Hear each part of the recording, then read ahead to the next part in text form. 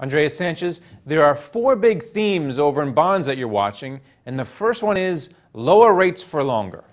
Well, we don't really believe that rates are set to rise anytime soon.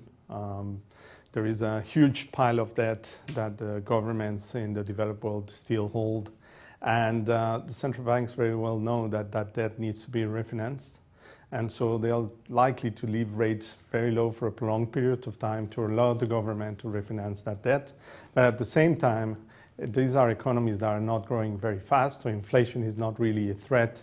And so these central banks would also try to cap long-end rates by doing QE and so on to actually allow the government to have to pay rates lower than nominal growth.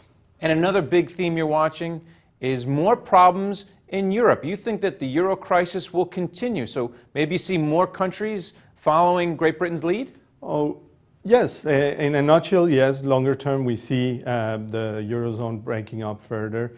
Why? Because there are no institutions to warrant transfer of resources between the most productive areas of Europe and the least productive ones.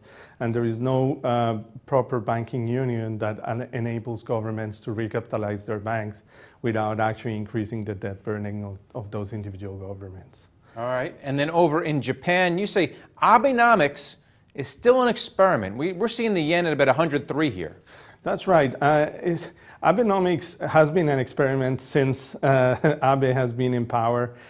They've changing the experiment now. The Bank of Japan came in with this concept of yield curve control, which for us is just a prior step to increasing fiscal spending, monetizing fiscal spending via keeping rates at 0% yields.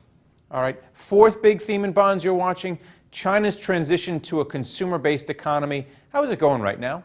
Well, so I would say. I think they managed to transition part of the economy. I think this is a long-term process and they know that. I think what they're struggling with is having too many targets, right? So they're targeting a growth rate, they're targeting a particular level of the currency, they're targeting growth on credit, and they're not quite achieving any of those targets. At the end of the day, for example, right now they managed to ease policy, but that's creating another bubble in the real estate market. And that volatility in China is going to translate into further volatility in the emerging markets. All right, putting those four big themes, and they are very big together, how do you invest in this environment?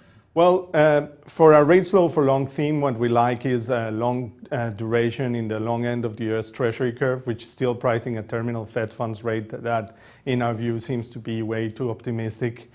We also like long duration credit in industrial companies in the US. The yield curve is very steep the credit curve is very steep in the US.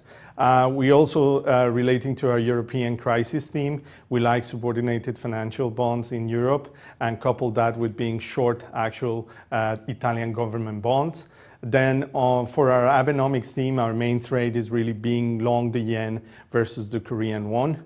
And in terms of our Chinese transition theme, we like hard currency emerging market bonds coupled with some shorts in emerging market currencies. All right, thanks a lot, Andres Thank you very much. for coming, talking about that, and thank you for watching The Street.